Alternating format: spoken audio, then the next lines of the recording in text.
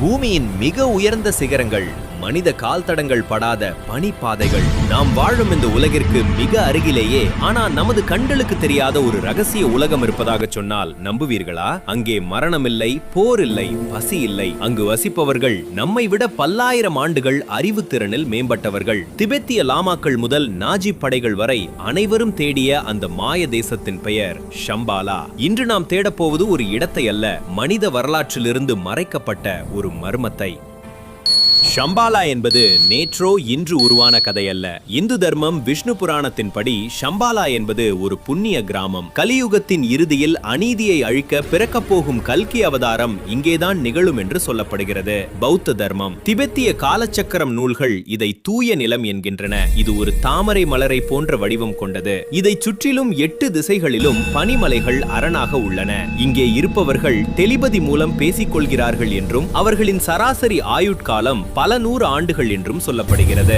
1920களில் ரஷ்ய ஓவியர் நிக்கோலஸ் ரோயரிச் ஆசிய மலைப்பகுதிகளில் ஆய்வு செய்த போது ஆகாயத்தில் ஒரு விசித்திரமான வெள்ளி நிற உருண்டை மிக வேகமாக பறப்பதை கண்டார். அது ஷம்பாலாவின் கண்காணிப்பு வாகனம் என்று அவர் நம்பினார். அடுத்த சில ஆண்டுகளில் அடால்ஃப் ஹிட்லரின் ரகசிய அமைப்பான ஆனனர்வே திபெத்திற்கு சென்றது. அவர்களுக்கு ஒரு நம்பிக்கை இருந்தது, ஷம்பாலாவை கண்டுபிடித்தால் பிரபஞ்சத்தின் ரகசிய சக்திகளை பெற்று உலகையே ஆளலாம் என்று. ஆனால் அவர்கள் கண்டடைந்தது என்ன என்பது இன்றும் ஒரு ரகசியமே.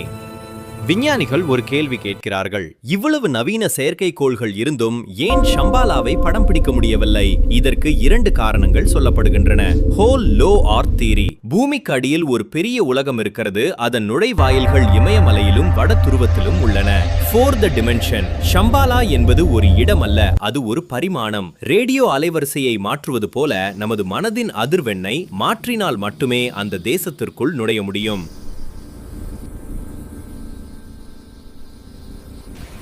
ஷம்பாலா இன்றும் ஒரு மர்மமாகவே இருக்கிறது. ஒருவேளை அது நம்மிடம் மறைக்கப்பட்டிருக்கலாம், அல்லது நாம் அதை காண இன்னும் தகுதி பெறாமல் இருக்கலாம். தர்மம் அழியும் போது அந்த மர்ம தேசத்தின் கதவுகள் திறக்கும் என்பது மட்டும் உறுதி.